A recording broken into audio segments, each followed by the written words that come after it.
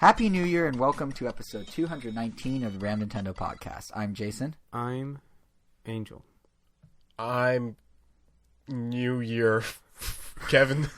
I'm New Year Kevin. And what makes this model different than last year's Kevin? This one is without a car. Oh yeah, I saw a picture. Are you okay, by the way? No, I forgot to ask you about that. Emotionally, yeah. Emotionally, I'm broken. Oh, but physically, was that due to the car or separate from the car? So you're emotionally broken. It didn't help. Oh, okay. Well, I hope your car works out. We're all alive and well. Well enough. Hopefully, everyone on the other end of this recording is too. But yeah, this is our first episode of 2020, meaning it's our annual prediction show, if you will, or as we're calling it this time around. But is it the last one? I guess we'll have to tune in to find out. In a year. But we're calling this episode our 2020 Visions because, get it? Anyway, so to be fair, predictions a bit of... If the banner didn't tip you off. What? If the banner didn't tip you off. Oh, yeah, that banner. I'm so proud of that banner. If Visions. you guys listen on any streaming service, like go to RamTown.com, just look at the banner and bask in its glory because it's so bad, it's good. I love it. Anyway, to be fair, when I say prediction show, it's not really predictions. Like, it's a bit of a misnomer. As much as we're going to play Notre Dame probably with some theories about stuff, you know, like maybe Super Nintendo World or the long-rumored Switch Pro, a lot of this is also just the stuff we personally want to see happen. So, like, legal disclaimer here, the closest thing to it. Nothing we're talking about is guaranteed to actually happen. There's no, it's just fun to speculate. So, it's like, away we go. We're going to speculate. Oh, and, of course, we also got what we're playing, which in this case, as somehow is now a tradition, it feels like. First show of the new year, a new Jackbox game to talk about. So, Angel, you've been playing Party Pack 6, right? Mostly, sort of, yeah.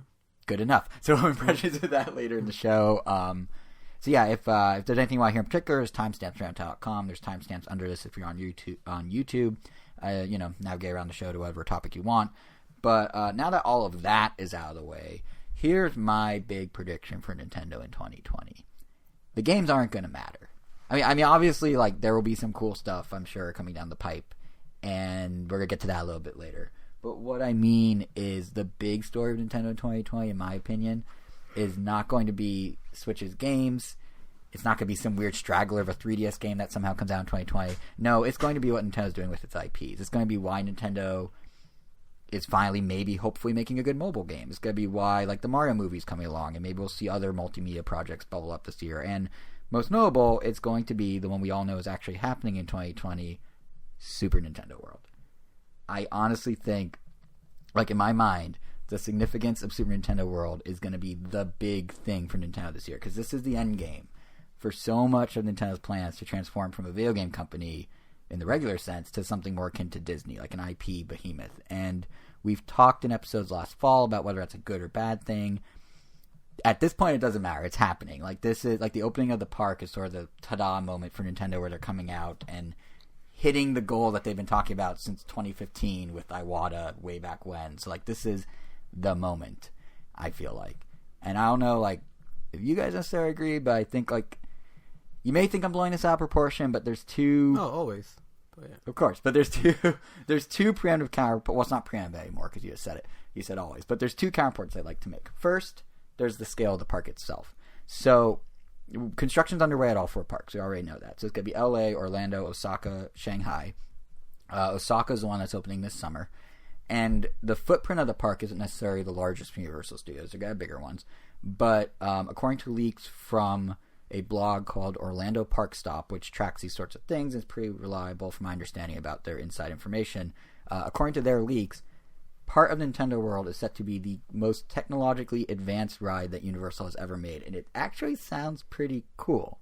The ride, to be clear, the one I'm talking about is the Mario Kart race. And I don't know if... Are ride spoilers a thing? Can you spoil a ride? I think you can. Okay, so I'm going to be careful. You could definitely spoil a ride. So I'm going to be careful. I won't go into too much detail about the specifics of how it plays out. I'll just talk about the mechanics. Because there's definitely something to be said about going to a ride, not knowing anything whatsoever. Like, if I described some of the rides in Disney Seas, they would be kind of underwhelming. But right, if you see it. But if you didn't know anything about them whatsoever, even like what the ride's about, you could actually get a good, decent amount of enjoyment out of it. Okay, then fair warning, spoiler alert, I'm not going to go into detail about the locales in the ride, but some of the mechanics, because it just sounds really cool. So right off the bat, one kind of cool thing that I think you're gonna like, Angel. Oh boy, the waiting area. Don't spoil it for me. The waiting area. Can I spoil the waiting area? I don't know anymore. Because now that I'm thinking about it, you definitely can't spoil a ride because the waiting area has like a bunch of like cool Easter eggs that. Oh, this one's cool. This part of the magic is like going there and like, whoa, look at that! Whoa, look at that! The queue is always pretty fine. special. So like when you go to the Simpsons ride and you see like the not the animatronics, but the pre-animated cutscenes. So what if I don't tell you? Because Nintendo is definitely a property that's very close to home, like we've, for better or worse, accepted the fact that we decided to keep our ear close to the ground as far as Nintendo news goes, so we kind of get everything spoiled, unfortunately. And so I don't know. Can spoil it, or I can't spoil. I can't read this because you just said both sides of the thing. I know, like you usually. I don't know what to do. I have a page of notes. I don't know what to do with them. But I feel like this is something I would definitely want to go and blank on because it's something that it's so special and it's Nintendo and like this is like. How blind do you want to go? Do you want not like? Are we talking locales? Are we talking about the mechanics? Are we talking about? Because man, I mean, honestly, like, should I just have you put on earmuffs? Like, I mean, like, if I could be as surprised as possible, like that'd be perfect. But I mean, you can't really have a podcast if I don't talk about any of it. You didn't think about this earlier, did you? I did not. I was happily putting this together until I realized this could actually be a bigger spoiler than the game conversations we have. Honestly, I care more about this than any of the games coming out because this is like. So, what do you know about the park? Why don't I pad your information with new stuff that doesn't reveal anything different? How about that? I've seen the concept art. I don't know what type of castle the park has. I mean, I've seen the concept art. So what's the castle in the concept art? So I saw like a Peach's castle and a Bowser's castle at one point. Okay. Okay, so there's Bowser's castle. Yeah. Okay, that is the waiting area for Mario Kart. In it. I mean, I guess I could have figured that. Yeah, so I'm trying to like dance around this now. So, how much do you want to know about that? God, you're making this hard. I'm really excited to talk about it, but I realize I can't. Get it across to you. I mean, I guess you could tell me about the mechanics, but maybe not what they do. Sure. I feel that's still okay as long as like, okay, so in that case, all I'll say is you start at Bowser's Castle. That's the wing. Like there are these sensors that do this, but maybe I don't know the specifics of the sensors.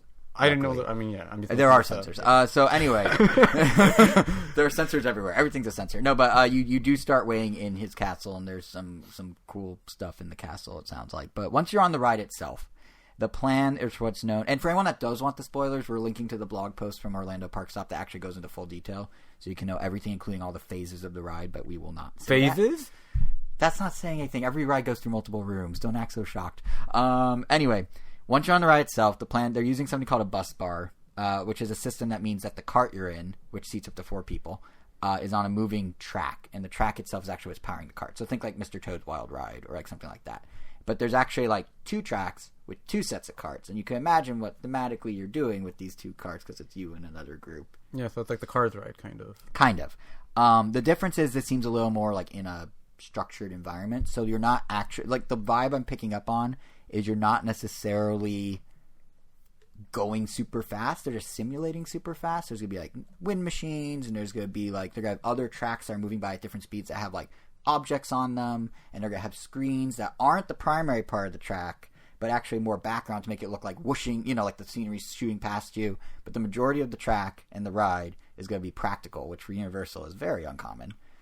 Yeah, and almost disappointingly so, because it definitely felt for a while like they were really steering towards let's do everything in 3D, and that's it. Yeah, which so is they're very not cost doing effective. that. I don't blame them. They're not doing that. It's not going to be like Transformers, because like I don't like Transformers the ride really, because you just go from screen to screen to screen. It's like just being shuffled around IMAXs at very high speeds. I don't know. I like that one because I felt like a middle ground between only being a screen like the Minions ride versus being on like a dark ride, because it does have like half practical stuff and half 3D stuff. Yeah. So, this will have a special effect on top, but most of it's practical. So what they're going to do is, it actually in a lot of ways, it sounds like Mario Kart VR in structure. So you know how like Mario Kart VR, they have you jump between different environments and they have like the warp pipe to get between them. They're doing something similar, using environments that are familiar. Be so careful with how I word this.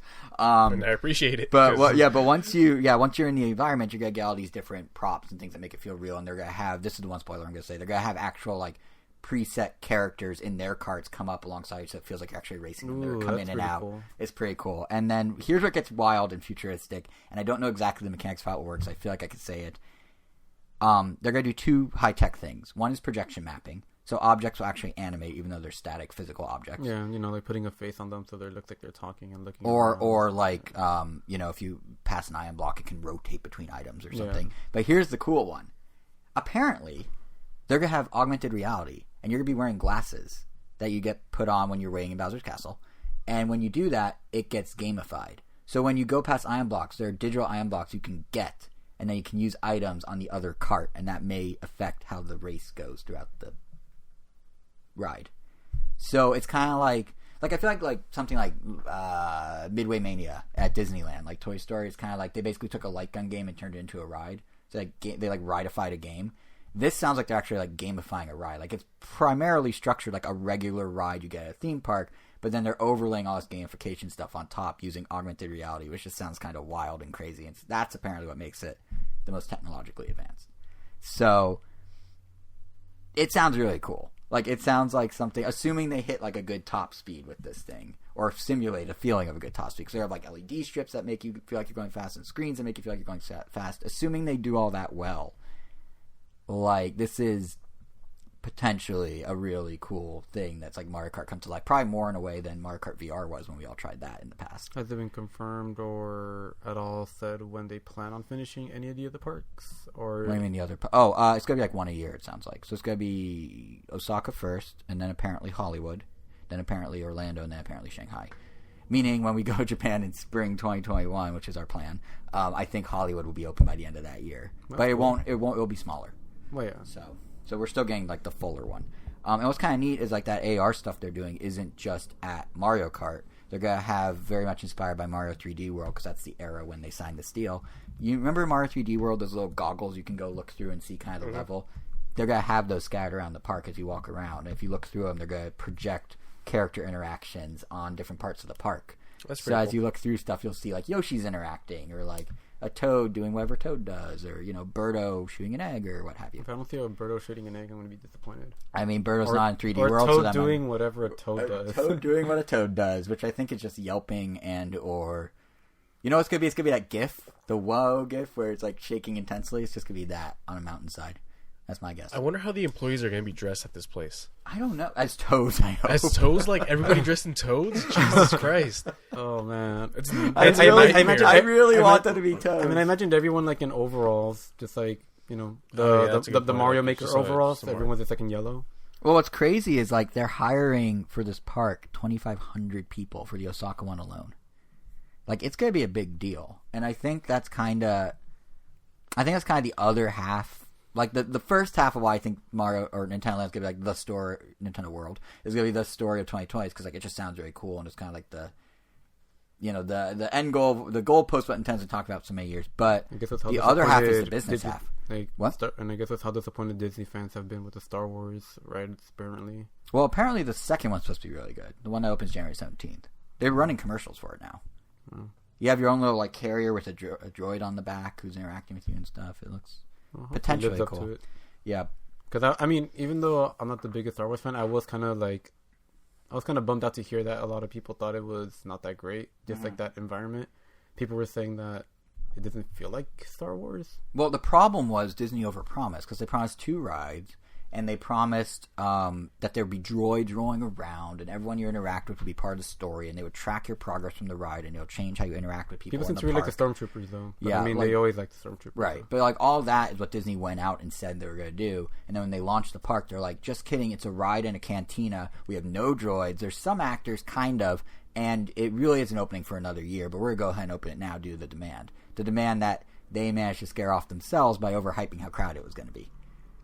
And telling people literally don't show up. So people are like, okay, and just didn't go. So like if their vision of what the park will be is probably what's going to be like halfway through this year. And it's probably going to be awesome at that point. But yeah, they basically overpromised. Not have to compete with Nintendo. And I do appreciate that Nintendo and Universal, all we know about the park are leaks. They haven't actually said much of anything. Even the concept art you saw, there's one official render. The models and everything else are not them. They're keeping it really low key So you basically have no point of reference for being disappointed unless you listen to me spoil stuff for 10 minutes just straight. outside of that video that was officially released. Exactly, and that was like a concept thing that was like 10 seconds long.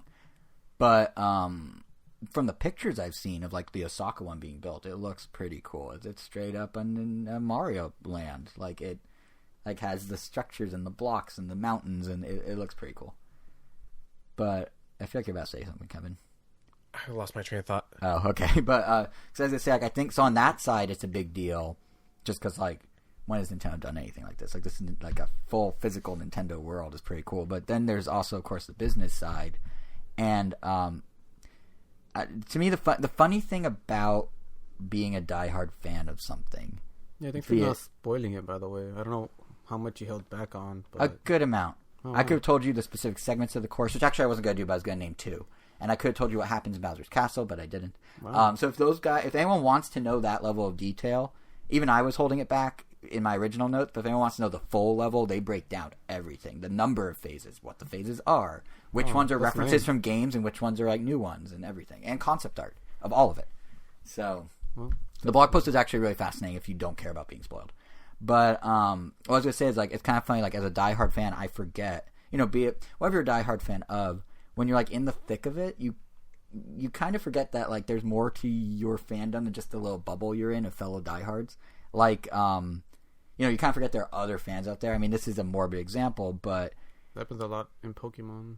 Right, or like, okay, give your example of Pokemon. It's better than my morbid one. Well, it's like whenever I look at some of the updates and announcements, and I just look at how it can be used competitively, or how some of the updates or enhancements to the game have nothing to do with the competitive side, and I'm like, oh, like why is this even here? It's just a waste of space. But then there's like people that literally just do that, and it's like, oh, okay, that's right, because people play this game. Yeah, can play this game differently. Yeah, exactly. Or like, I'm gonna give my morbid one anyway. The example I had in my head when I was thinking about like how it's parallels to Nintendo is this is morbid, but Linkin Park when their singer Chester died. Jesus Christ! I know, but like up to that point, no, people knew, like everyone knew Linkin Park, and they were a big band. Really? But they have the most Facebook fans of any band on the planet. Whoa, yeah, Facebook fans. I mean, it's a couple 100 million people that know of them. That's a big group. But like seeing so many people like respond to the news, and to see like the news carried by major mainstream news outlets, and to start hearing people come out of the woodwork about how like people I've known for years are like, oh, I wish I saw them live, or I really liked them as a kid. I'm like, how has this never come up before? Like, it was just weird to be like, oh yeah, there's like a huge following. And I feel like even with Nintendo, we're so like in the thick of it that we forget that like Nintendo opening a theme park or Nintendo doing stuff like that is huge. Like in Nintendo's case, I think like what really solidified that for me is these stories that it's a much less morbid example, but the stories of the crowd at the Nintendo Tokyo store. Every day, the store's been open for like 7 weeks. Every day for 7 straight weeks, the line has been at least an hour to 3 hours long to get in. It's the to get in. I thought to like to get in. Actually check out. Yeah, between Christmas and New Year's. Hopefully that's fixed by the time we go. It should be. I actually don't know. But between Christmas and New Year's, the Japan Times... It should be. I have no idea. idea. I'm just saying things. No, but between Christmas and New Year's, this article came out from the Japan Times called, pretty straightforwardly, Nintendo's Tokyo store isn't large enough for its fan base. And they're talking about the wait, and they're talking about that even to buy things once you're inside is another 30-minute wait, and talking about people are standing out in the cold, and things are sold out, and Nintendo's like tweeting, like, remember to dress warm, because it's like freezing temperatures in Japan, and people are standing out in line for hours in the morning to get in, 7 weeks in, and that kind of makes you realize, like, yeah, Super Nintendo World's gonna be nuts, because if that's just people lining up for a store where only half the merch is exclusive, imagine a place where all the merch is exclusive. You have all these unique experiences, and they're going to market it like crazy and tie it into My Nintendo. You get a keychain with your name on it, because they always have that at Universal. Exactly. There's going to be, here's a spoiler, at the end of the Mario Kart ride, they're going to have a gift shop. And in the gift shop, that wasn't too bad. Facetious. And in the gift shop, which is mechanic shop themed, of course, spoiler, they will, of course, I'm sure, have keychains with names. But the whole gift shop's going to be themed around a mechanic shop for the carts. So there you go. But like just imagine like if that little store is generating that much traffic and attention, what a theme park will do. Like that's why I'm saying it's a big deal for Nintendo. I just realized we're going to spend so much money when we go. We're going to spend so much money because here's the when across we go to Japan, the Nintendo store and this and there's a Kirby cafe that's permanent under the Sky Tree now. So if you want any Kirby food or Kirby merch, there's also a Kirby shop cafe thing. So I don't know. Start saving now, Jesus Christ. Yeah, it's gonna be a nightmare. But that's the thing is like, that's my point where I'm saying like Nintendo is no longer like, it's not about the games. Obviously, there's gonna be good games, and obviously we're gonna enjoy maybe a Switch Pro possibly and things like that. But it's I'm like looking forward to this year outside of what new DLC characters are gonna get announced. that's because Nintendo hasn't said anything yet. Really, well, that's what I said. Yeah. That's all I'm looking forward to. Yeah, exactly. But it's just like, and I guess like whatever Retro decides to tell us about Metroid Prime 4, which is fine. I don't mind waiting, but right. I mean that's in the horizon. Yeah, but it's just like, and even those things, like if you think about it, like, okay, a new Metroid versus Nintendo just reinvented themselves and opened a theme park and opened a store and opened a cafe and constantly are like, actually, like think about how like it's just like it's a pivot. We're in a year that's like seriously. I was gonna say what art direction Illumination ended up going with the Mario movie. We might not know this year because that's not coming out till 2022. On model, is it going to be very off model to the point where they look? Oh, it's gonna be on model. There's very no way unappealing. Because I feel like, I don't know, like they're gonna give Mario a neck or something. I can't see a world where after what happened with Sonic, Illumination goes, you know what we should do? Redesign one of the most iconic characters in the world. It's like they're gonna make them look like they could exist in the Despicable Me universe. The fact that they're gonna be very big heads, gangly arms. The fact that Detective Pikachu. You look up what Mario with the neck looks like. I'm really afraid to find out. The fact that Detective Pikachu managed to change his design just barely enough, that was noticeable, but not actually send fans into like a tizzy, amazes me. Because you're playing with fire whenever you do that. I mean, it's tricky. But your point about the Mario movie is actually good one. Is that like that seems to be where gaming. What's he look like? It doesn't look terrible, but it's a little weird. It's not terrible. It's a little off-putting. It's a little like it's very off-putting. He had a very visceral reaction compared to us. Luigi has a neck, I imagine, but you know what's weird is I never really noticed the lack of a neck until you now point it out. Yeah. Wow, new decade, new perspective on Mario. But no, what I was gonna say is you bring up the Mario movie is actually really interesting because I think like not just Nintendo but in general we're gonna see this like gaming's more than gaming now because there's a line in that same Japan Times article that caught my eye when they're talking about like Nintendo's plays for 2020 in the store and everything, and they were saying advertising has usually been a cost, but Nintendo is turning it into a profit, which is true.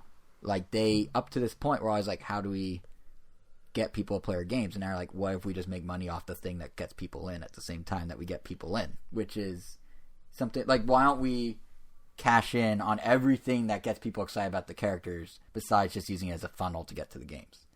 Which they didn't do as much back in the day. There's a period there where they barely did. There's a period there when mobile games were all about the halo effect. Like Pokemon Go was so successful because it drove people to play mainline Pokemon games, was Nintendo's argument. Not because it made $3 billion on its own, because it got people to buy Pokemon games. And now Nintendo's going like, actually, never mind. Why don't we just make money every step of the way? It's something that like Shintaro Furukawa, who's Nintendo's big global president now, has been talking up lately. And with the park and the merch and the mobile games and the movies, like the Mario movie, I suspect is going to happen. And the thing is, like, it's not just Nintendo.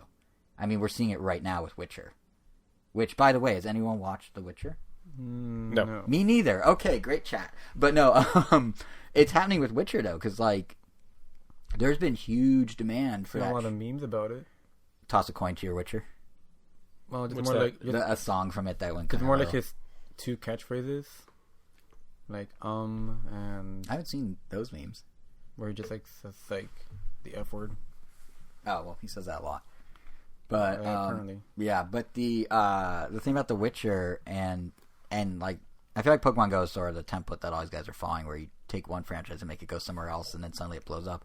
But the thing about The Witcher is, like, it's been huge for Netflix. One analytics firm was saying it's now more, quote, in demand than The Mandalorian is. Which, really? That's a vague metric, first of all. Well, I mean, so, I guess the show finished, so... Yeah, and but they were on at the same time at one point. But yeah, apparently in demand, just so we're clear, is a metric that, according to this firm, which has been tracking this for years, means that people online in some capacity have expressed interest in the show.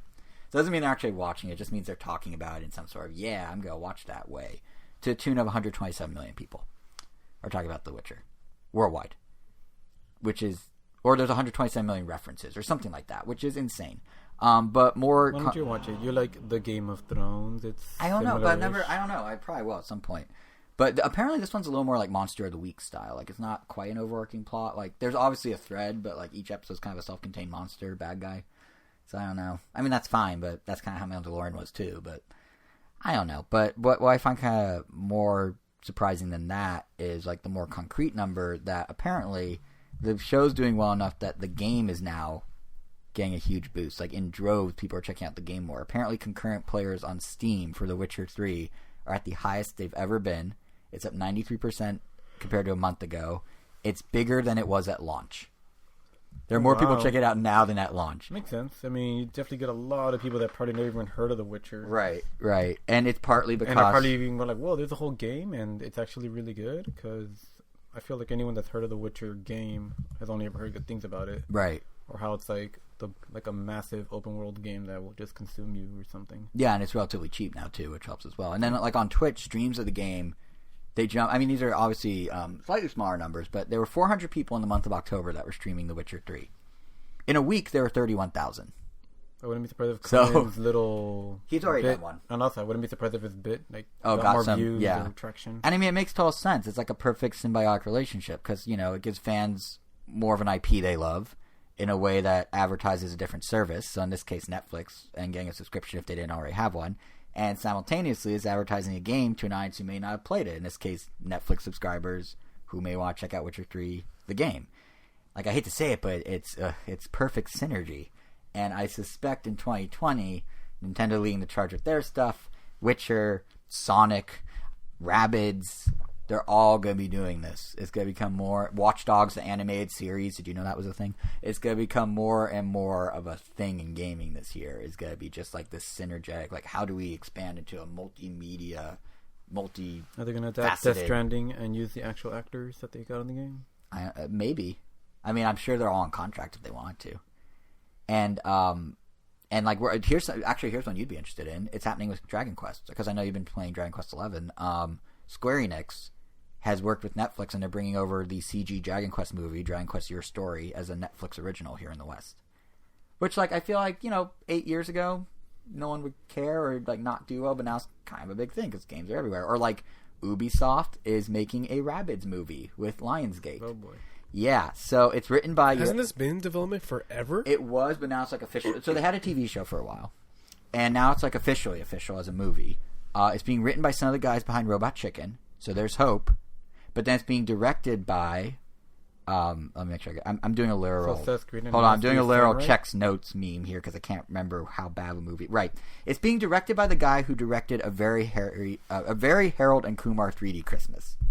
So I'm sure that's going to be a great movie. The one movie. I never saw. I'm sure that's going to be a great movie. But, what were you starting to ask? I feel like those movies were always... reviewed well. Yeah, but think about him doing Rabbids. I don't know if that's like how you translate that humor into like a kids movie. I mean, I guess you could do well, but just tone. I mean, Eli Roth made a kids movie. It was successful, apparently. What did he make? That one with Jack Black, the like magic one. That was him. The house with the haunted clock. The house with the clock in it. The one that got a sequel that none of the same cast are in.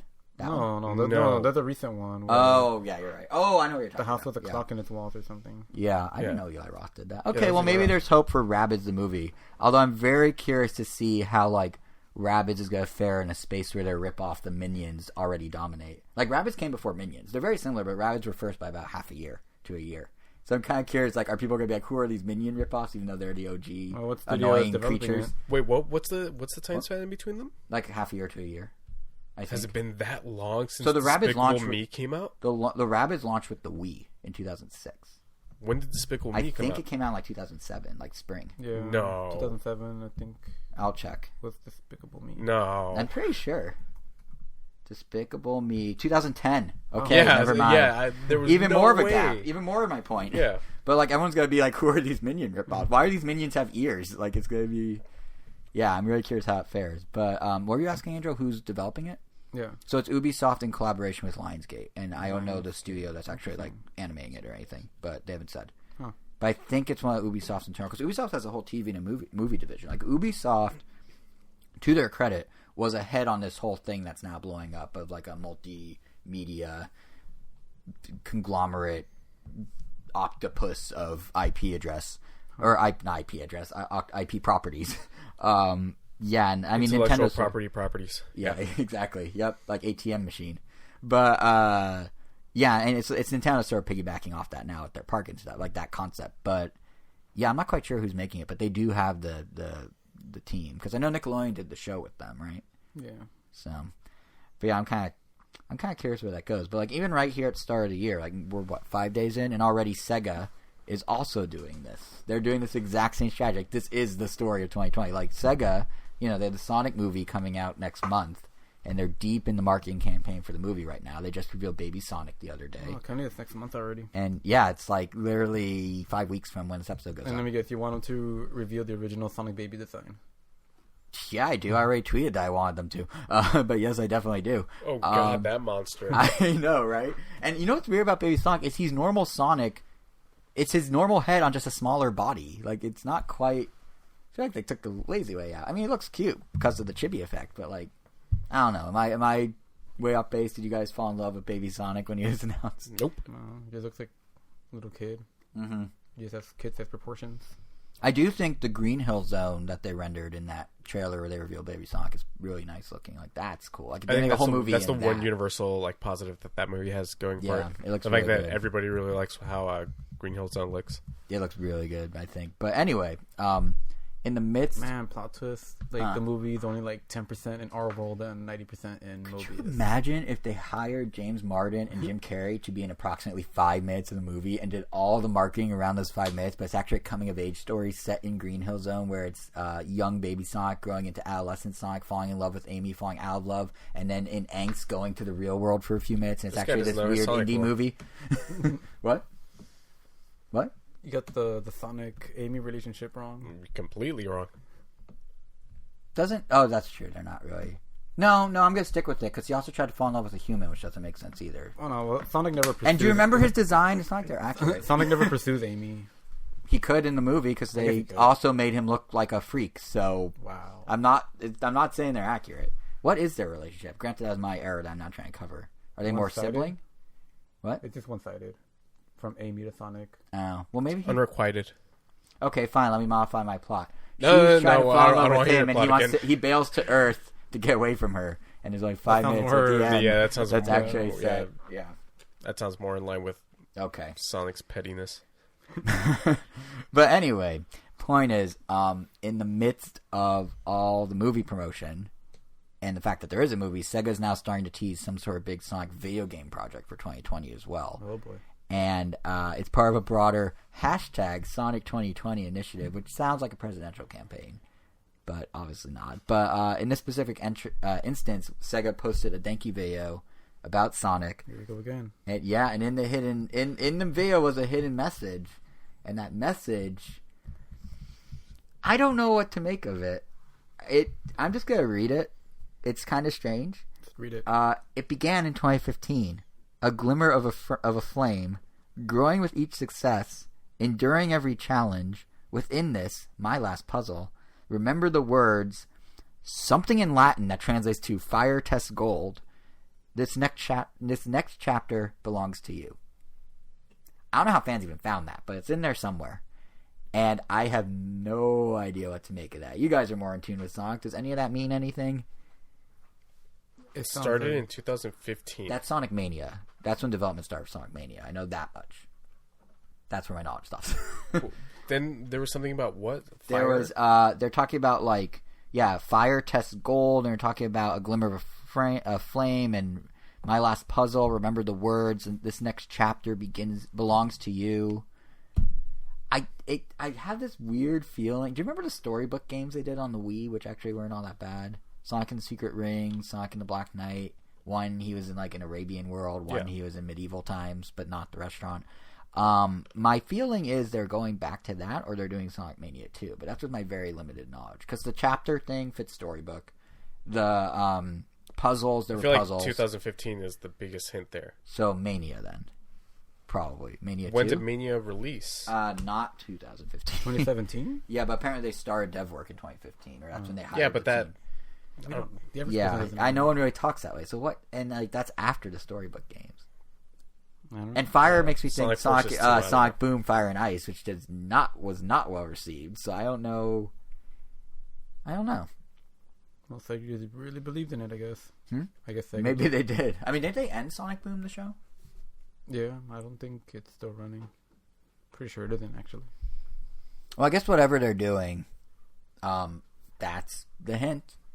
So there you go. But no, that to my broader point, like it's them, mooching off the movie for the sake of promoting the game, and it's gonna be this dance is gonna be in every game property you can think of. Sonic the movie, the game. It's fine. What will he look like? Which design? You'll get to play as Classic Sonic, obviously. Is Classic Sonic Baby Sonic? What's the hierarchy here of all the Sonics at this point? The hierarchy? Like where's Baby Sonic versus Classic? Because isn't Classic Sonic considered Urkel like Sonic at the top? Urkel? Sonic that was voiced by Urkel's at the top. Oh, okay. Then we have Sonic Adventure Sonic. I don't understand the question. I don't know. I'm just trying to figure out like if because he was saying Sonic the movie, the games. I'm trying to figure out like what is that? Which design do they do? What do they? How do they? Oh, they go with Ben Schwartz Sonic. I guess, but I guess they'd have to re-render the whole game with the newer design. Can you imagine a game with the old design with weird human Sonic? I would have played that actually. That gets released as DLC. That'd be great if they did. Like That's my prediction for 2020. Right. I think that's a good prediction. That model will be playable in some game this year. That'd be imagine if they added as a costume in Smash. That'd be so good. Oh god, they wouldn't do it, but that'd be so good. But anyway, before we go too far down the Sonic rabbit hole, and I'd argue we're already way too far down. We still haven't touched on anything about what's happening with Switch or in Nintendo games. So maybe move away from Sonic before it's too late. Switch and Nintendo games? Well, the big question is, do you guys think a Switch Pro is going to happen this year? Are they going to come out with another variant of the Switch? I don't think so. So what makes you... I guess the first question is, what would a Switch Pro be in our minds? I don't know. I don't need one.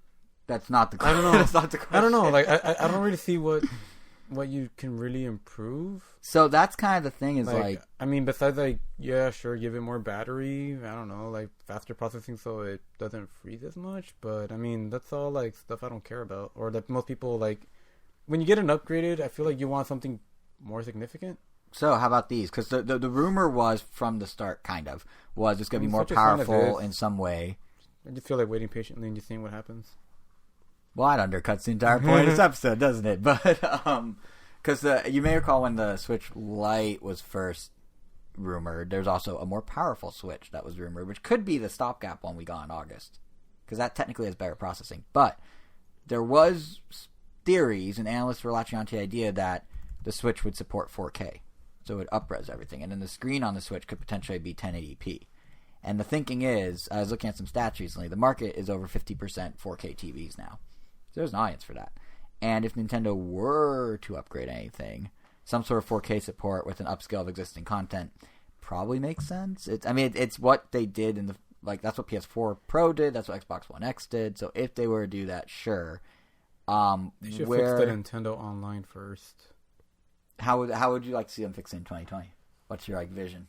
I don't know. Just make it like every other service. Just allow messaging messaging. So that's it. There's the messaging app. Supposedly, rumor has it. We'll see. By the time most people listen to this, you can there's supposedly a firmware update out on the 6th. So you can even do that already with I know Sony has an app that I have downloaded where you could just send messages to other people on your friends' accounts. It's literally it acts as a messaging app. You could access the store from there and a bunch of other stuff. So why couldn't Nintendo's online app been that? But instead, it's still a worse version of what it wanted to be. I don't know. It used to be funny when Nintendo doesn't get the internet. Now it's just annoying. Just fix it. Well, it's Nintendo does things in such Nintendo ways that don't always make sense. And I'm not saying it excuses them. Yeah, that's not acceptable at all. But even going back to what I was just saying about they can make a 4K Switch. Realistically, Nintendo doesn't just make a higher res thing. If they make a Switch Pro, it's gonna be some random. When the new 3DS came out, they gave it a control stick, and they gave it Amiibo support. When DSi came out, they're cameras. No one needed a camera on their DS, but they're cameras. So and I guess DSiWare, which is actually a legit thing. But to your point with the online stuff, I don't know if Nintendo ever thinks in those terms. That's not a good thing. But I don't think they ever go Well, the other guys have messaging. So we need to have messaging. And often when they zig instead of zag, it works in their favor. The Switch, a theme park. Like things that other companies would be like, oh, that's not work for video games. But then there's weird ones like messaging where you're just like, or the no. Wii U. The Wii U. Yeah, that didn't necessarily work out. Reggie himself called it a failure recently. But it's just like, yeah, like there's times when they think they're in the right because they're doing it just because they're doing it differently. And then you're stuck with us not being able to message each other without like 5 different apps. I can't wait to not be able to message you in 4K. Like I mean, so it sounds like let's say they did 4K. I mean, I don't know. Like as a consumer, I feel like it's still too soon for a remodel. That's what I'm kind of thinking too. I don't know. Like even though like it feels like I just got the Switch, even though it's 2 years old now, maybe going on 3. It's gonna be 3. Like honestly, it does not feel that old. It feels like about a year old. And then I remember like, oh, this actually came out this long ago.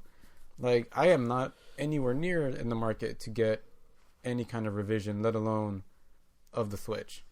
Like if anything, I'm not even in the market to get like a new console. Like the next thing I would want if I were to get anything would be like the Oculus Quest, just because that seems interesting, because I don't have to get a computer for it. But I also don't know what its limits are, or if it can actually do, if it's limited to some programs, or I don't know what. I do wonder with the Quest if that's the tipping point where VR goes a little more mainstream. I don't think it'll ever be mainstream. I made this point it's many times. $400, so it's like not that bad. Yeah, it's the same price as a lot of consoles. Yeah, but it's like the price of a console at that point. Yeah, like I still very firmly believe that VR is never going to be as mainstream as normal gaming, because like to put yourself in a different world and disconnect to the point where you like can't eat while you play or text while you play, like that's you can absolutely eat while you're in VR. What? People do a lot of things while they're in VR. Have you eaten while in VR and or texted? And or done other things? Look, man, you make it sound like it's impossible for me to eat a sandwich while I got a headset on. Is it? Go make a sandwich right now. I don't really want. He's pointing to a PlayStation VR, just so we're clear. I mean, literally, if you just know what's in front of you on a table, you can get to it. Okay, so this is like, the year I'm the not saying Quest that I'm blows gonna be able to like write a full essay while I'm wearing a VR headset, but to be honest, that would be easier because it's all dexterity with a keyboard, and then you have the screen in your face. I'm talking about things that aren't like computer based. All I'm saying is that I can definitely eat a sandwich while I'm in VR. Well, so maybe VR will, but I do think the Quest, to your point, actually this is the year like VR is going to catch on a little, because there's Half-Life Alyx coming out. That's one of the things that I'm pretty excited about. Yeah, there's the fact that the Quest is. Are you pantomiming eating a sandwich while playing VR? Is that what just happened? That's what just happened. But yeah, I think VR is gonna have an uptick. I don't know if it's gonna be like the big thing this year, but I think 2020 is a good year for VR. But yeah, the Switch Pro is weird because like to your point, Angel, like it isn't exactly neat, but it seems like I mean, that's kind of why my attitude is kind of the way it is, just because it feels so. It still doesn't feel, I don't know, old enough to warrant one. So it's kind of like I'm happy where things are. Like, yeah. If they're releasing something great, if not, like I don't know, I think I could care less. And I feel like. I mean, a lot of people just got their Switches for like the holidays. Yeah, that doesn't stop Nintendo. I mean, they remember when they announced the new 3DS like the week after E3, when they're like, go buy a 3DS and get all these cool games this summer, and then they're like, surprise, we have another 3DS. Well, I guess this is just, I mean, it's just or definitely 3DS XL. It's definitely one of the least exciting upgrades, I guess. Well, that's because we don't really know what it is, because we're just assuming it's only 4K, and we don't know when it's coming. Well, I'm not assuming anything. That's the analysts are assuming. That's the weird thing, is like all these people that are in the know say they're split down the middle, and half of them are like, oh, it's happening in 2020, and half of them are saying it's probably happening in 2021. I think 2021 makes a lot more sense. Weren't they saying it was going to happen in 2019? They were saying there'd be 2 Switches launched in 2019. One would be a slightly improved one with better battery and slightly better specs, and that existed. It's the one we got in August. And the other was the Switch Lite, and that existed, and we got that in September. The Switch Pro was sort of spun out of that rumor, because people originally thought the slightly improved one would be a Switch Pro, but then as that one started coming out, insiders like at Nikkei and Bloomberg and all them started saying there's another Switch coming down the pipe as like a revision halfway through the system's life cycle, which we're not at yet. But I think part of the reason it's really like part of the reason a lot of analysts are thinking 2020, I think, is there's this little piece of evidence that came out that sort of supports it maybe happening sooner rather than later, which is, and it's a dumb one, but according to the Taipei Times, the company behind Switch's game card memory, a company called Macronix or something like that, they 2 years ago told Nintendo they're going to make them a 64 gig cartridge. They then said, just kidding, we can't make it work. Now they're saying, just kidding. We made it work. We're using a new second-gen 3D NAND flash memory, yada, yada. And second half of the year, we're going to start making them. And the number one customer on the list to receive them, the first one that's going to get them, is Nintendo. And you might think, like, well, how does that indicate a Switch Pro at any time in his, be it late 2020, early 2021? But, like, in 2017, when they were talking about the cartridge, there was the idea that games would need to fit on these cartridges. 2 years later, you know what happened? There's barely anyone that even uses the existing 32 gig cartridge. There's only one company that did, or one game that did, and it was The Witcher 3. Every other game on Switch has gotten a smaller cartridge because the companies don't want to spring for the more expensive 32 gig cart. There's no way they're going to spring for a 64 gig cart. Even Nintendo doesn't use the 32 gig cart. So the only reason that you would maybe go from 16 to 64, which is a factor of 4, and have Nintendo be your number one customer when doing so, is if maybe your resolution is going up by a factor of 4 and the assets are increasing by a factor of 4. And I don't think this means it's necessarily coming in 2020, but Nintendo's gearing up for something because there's no rhyme or reason that they should need these cartridges otherwise, I feel like. So they've been getting by just fine. I doubt they're sitting on games from 2 years ago because the cartridges weren't big enough. So that's the one piece of evidence that makes me think 4K is happening. But I personally don't necessarily, I'm with you guys, I don't necessarily think it's happening in 2020. I think, the main argument of why it should happen in 2020 is because they need something to go up against PS5 and Xbox. That's what a lot of analysts are saying, is like, maybe it won't be as powerful, but the Switch needs to remain in the conversation. And maybe Nintendo does something like launch a few months before PS5 and Xbox. So when every article comes out about the new consoles, like, also Switch, a new Switch is out as well. And it kind of just keeps being in the conversation. But, like, I don't know. I mean, I feel like they wouldn't be doing it any favors. Especially if you're launching up against the Series X and the PS5. Like, well, it's not doing favors in terms of graphics, but it doesn't necessarily... Basically, it's the idea of everyone has new hardware. It's kind of like when all the new phones come out, and there's the mid-tiers and the high-ends, but they all get lumped together in every article about, oh, Samsung came out with a new phone, and so did Apple, and so did Motorola. So you definitely aren't as much of a sheep when it comes to getting redesigns. I'm not. I used to be, but I'm not unless there's a practical reason. Yeah, exactly. Like, I don't have a 4K TV, so I wouldn't get this. And if it's like $400 for just 4K, I have no interest. But if they added a feature that we don't know what it will be, the equivalent of cameras or DSiWare, maybe... but it'd have to be worth it. A camera would no. A camera on a Switch? No. The equivalent of cameras for DSiWare. So some new hardware feature that supposedly opens up opportunities for games. There was Photo Dojo. Remember Photo Dojo on the DSi? Yeah. So yeah, I do actually. So there was that, or like DSiWare was a legit thing. Like, that was pretty neat. I would honestly love if they. I don't know if you remember from DSiWare and then WiiWare, they had the like art style series where they did all these weird, quirky games that they wouldn't release any other way, and they went for a compilation.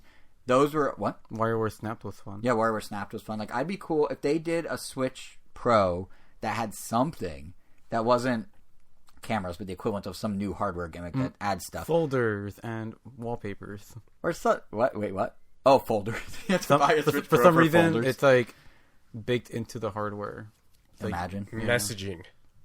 Could you actually? I would not put that past Nintendo. Oh, a pro feature is being able to talk to your friends on our platform instead of the other platform. Only the pros know how to use real messaging. There's a new pro subscription that you have to like add on to your Nintendo Online account. But my for an extra $10, you get all this stuff. Ideas. My point is, if they added something like that, I'd be a sheep, 100%. If it's just strictly a graphics upres, which I don't see them doing because that's not very Nintendo-like, for the same reason they don't understand messaging. Like, they don't just do the thing that makes sense. Probably not.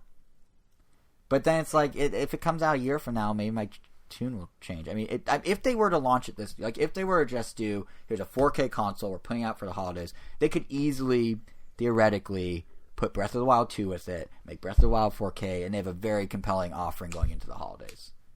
That's like, I mean, Nintendo's last financial report, the game's release, Breath of the Wild 2 is still TBA, so it's not necessarily happening. But we're talking about a game that's been in development well before the E3 teaser, I'm sure. And they're using an existing engine on the same hardware. It's basically just getting new scenarios and maybe an up-res. Like, they could get that out by the holidays with a Switch Pro if they really wanted to. If the Switch Pro rumors were true, it's feasible. It's much more feasible than Breath of the Wild, which needed delays because they were building something completely from scratch.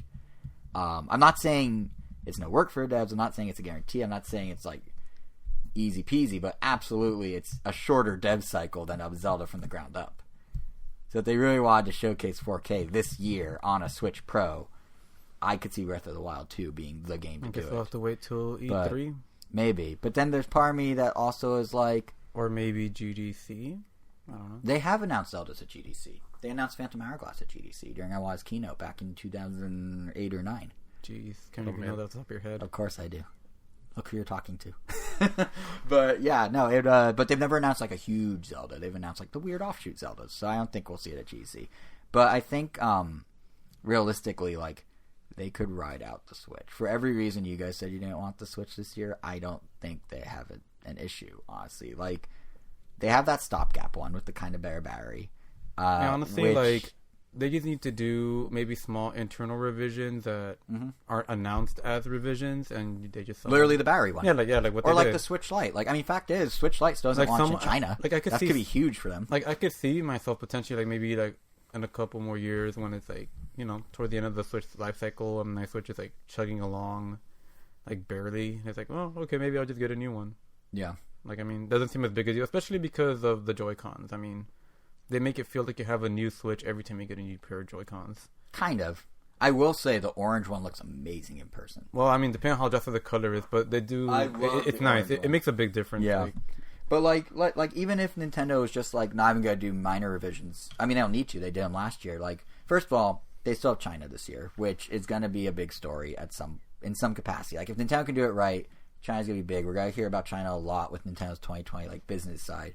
But elsewhere, like here in the States, the Switch is probably going to do fine against Xbox and PS5 as is, because contrary to what every analyst says that they need to compete, data shows they don't exactly. Like, our go-to name drop of late, Matt Piscatella of the MPD group, he was sharing on Twitter that they did some survey data, and over 40% of Switch owners in the States also own a PS4 and Xbox One. So Switch in any form, 4K, not 4K, what have you, it's not necessarily a competitor or a substitute. It's, as he put it, supplemental. So they can go into the holiday against the big guns and be like, oh, but if you want, like, Pokemon gun, the only way to get it is if you buy a Switch. And that's a completely valid argument. So even in the face of new hardware, there shouldn't be a reason that the Switch is going to necessarily hurt this next holiday season, which means there's not a reason to rush out a Switch Pro. They can wait till they have some more compelling argument. They can wait a few years till people who, you know, like you guys and me, who feel 2.5 years, 3 years isn't enough. Like, there's a point there, and it's actually a point that Reggie made. He did a Cornell podcast recently, and this was kind of interesting. He was saying that back when he first joined Nintendo, so we're talking early 2000s, it was uncommon for anyone to own more than one game console. They either had a PS2 or an Xbox or a GameCube. Nintendo's data showed it. But as years went by, Nintendo saw that people would often augment those machines with Nintendo ones, or vice versa. And hearing him actually say that, which Nintendo didn't really publicly say in an official capacity, but hearing Reggie and I'd be like, yeah, that's totally how it was, puts a lot of context around decisions like Nintendo being more open to crossplay, Nintendo being open to cloud saves with other companies, Nintendo letting Microsoft make games for Switch. Like, all of that was because Nintendo had the data showing them it does no harm to Nintendo, so why not? Why not? And that's kind of one of those little things that you don't really get to hear, because Nintendo as a corporation are going to be like, oh yeah, we don't care if people buy the competitors, we're still fine. But when Reggie steps away, Reggie Unleashed, he can say whatever he wants.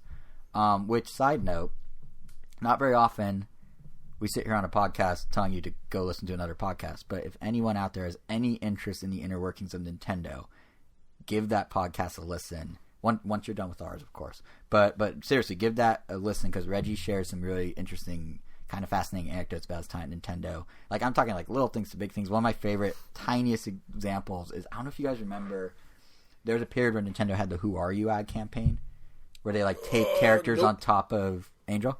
Yeah. And they would tape a Mario face on top of like a photo and be like, "Oh, you're Mario." Of the Mona Lisa. Yeah, and then they expanded that campaign with the SP and started doing like graffiti, like the Who Are You logo was in graffiti, and then they took the Nintendo logo and took it out of its racetrack logo and did a graffiti Nintendo logo, and they'd only use that logo in the ads. Reggie, when he joined Nintendo, hated it. He said it was a bad example of them trying to age up the logo to make them something they're not. And as soon as he joined Nintendo, he stopped the campaign. And that's why the campaign ended. Because Reggie's just like, no, this is stupid. That's not what our brand is. And it's one of those things like he would never talk about when at Nintendo. Just like, oh yeah, we're just changing direction. Da, da, da. But it's kind of interesting to see him actually be like, oh yeah, Nintendo is on the wrong track, and actually like, talk candidly. So if that sort of thing interests you, there's the podcast. We'll link to it on the blog post. But anyway, Reggie tangent aside, point is I don't necessarily know I don't think we're getting a Switch Pro this year. I think you guys are right. Even Breath of the Wild 2 doesn't have to be dependent on it, because just as easily as that can be a showcase for any sort of 4K. You know what else could be a great showcase for 4K? You said it before, Angel. What? Metroid Prime 4. Metroid, I'd argue, is maybe a better... Yes. Oh, yes. But no, Metroid Prime 4 is arguably an even better example for how to showcase really good graphics and intricate graphics than Zelda, because Zelda's kind of this washed-out watercolor aesthetic, and Metroid is this super meticulous, detailed, very, very... graphic heavy, I guess. Very graphic. I don't know what I'm trying to say. But it's it's a look that's way more pinpointed. I agree. And are you across the you're like walking out the door? I agree. Bye. But no. I do think like this may be coincidental, but there were rumors that sprung up the other day that Retro Studios is actually outsourcing some of the dev work for Metroid Prime 4 to speed up the release. Namely, there's this YouTuber named Dr. 81 who stumbled across this is real, he didn't just make this up, he stumbled across a job listing from Retro that includes a pretty straightforward responsibility of review outsourced content to ensure final deliverabilities reflect the desired artistic vision. So there you go. They're outsourcing. And of course, there's nothing wrong with outsourcing dev work. Tons of studios do it. Retro did it when they helped with Mario Kart 7 and 8, as you may recall. With Zelda, with Breath of the Wild, Nintendo outsourced to Monolith Soft to help with the sheer scale of it. But if you're Retro and Nintendo's been very patient with your project for all these years, and suddenly you're going to outsource your environmental design to someone, you gotta kind of wonder why is Nintendo trying to get Metroid Prime 4 out sooner rather than later? And then you kind of gotta wonder, well, if something like a Switch Pro happens and it's more of a core gamer device, why not give it the core gamery game that has all the hype that they had to reboot anyway, Metroid Prime 4? Yeah. Hold on. Yeah. You said why? You said something about Retro taking their sweet time with this game? No, in general, Nintendo's been very patient with Retro and let them take their time with all their releases. And then this one, suddenly they're outsourcing. And to speed up the release. So it's like, why? And it's like, well, maybe if there is a Switch Pro in holiday or fall of 2021, this helps them hit that goal, because Breath of the Wild 2 hypothetically could be their big holiday game this year against Xbox and PlayStation at normal resolution, and then when they go Pro and 4K and all that, they have a game at the ready. That's my theory, based on literally speculation, but that's, Well, they just literally restarted. They restarted a little while ago. They started about a year ago. I think it was like a year ago, right? Yeah, it was about a year ago. So, and I mean, that's still... It's still a bit of a stretch, but depending on how heavily they're outsourcing or how many teams they're working with. Yeah, exactly. And we don't know how much. 2 years from now. Yeah, but right. Yeah, that's why I speculated. But I'm just saying, someone's pushing down on the throttle for some reason when usually Retro did all their stuff internally. So hypothetically, if Breath of the Wild 2 isn't, say, a launch title, a Metroid would be a good substitute. Yeah, it's just my theory. Possibly. I mean, that's the whole thing about speculation. I'm still trying to wrap my mind around the time frame. More around, they want to make Metro the game. Metroid the game.